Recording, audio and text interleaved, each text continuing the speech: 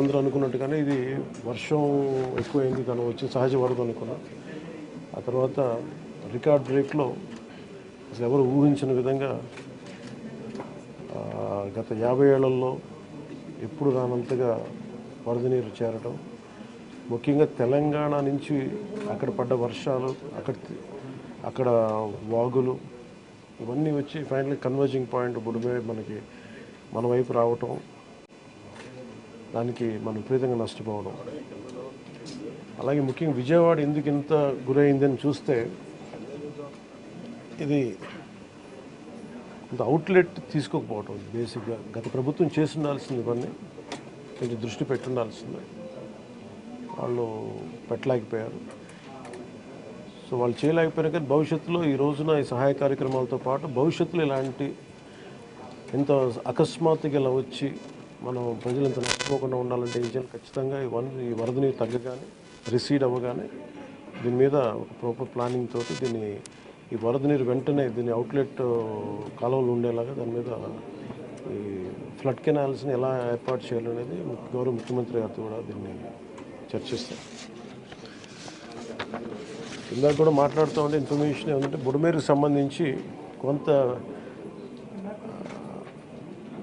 గత ప్రభుత్వం కంప్లీట్గా విస్మరించింది ఈ ప్రాజెక్ట్స్ని. చాలా ఇప్పుడు మీరు చూస్తే మొన్న వాళ్ళ ప్రభుత్వం ఉన్నప్పుడు కూడా ఈ మన అన్నమయ్య ప్రాంతానికి పింఛా డ్యామ్ కూడా సరిగ్గా మెయింటెనెన్స్ చేయలేక నష్టపోయారు. ఒకటి, కెపాసిటీకి మించి వరదలు వచ్చినాయి. ఒక్క ఆంధ్రప్రదేశ్ సంబంధించి మన తెలంగాణ నుంచి పడ్డ వర్షం కానీ అవన్నీ కూడా ఇది ఆంధ్రప్రదేశ్కి ఒక ముంపుగా ఏర్పడ్డాయి. దానితోడు ఈ అవుట్లెట్స్ లేవు, ఫ్లడ్ కెనాల్స్ సరిగ్గా నిర్మించుకోలేకపోయాం.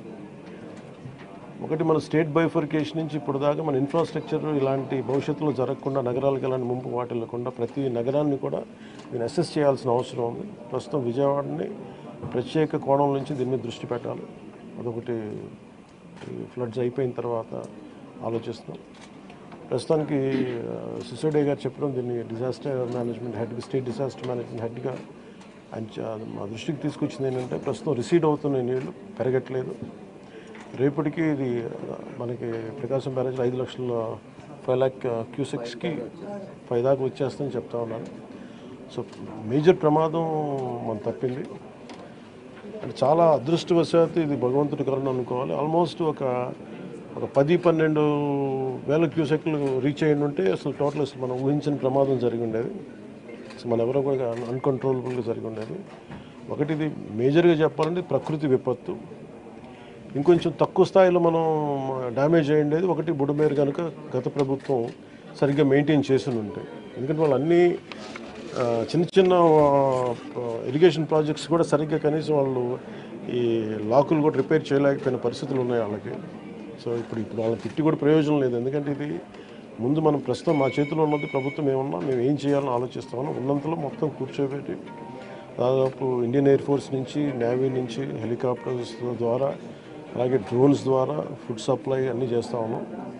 అలాగే సహాయ కార్యక్రమాలు ముందుకు తీసుకెళ్తా ఉన్నాం. అలాగే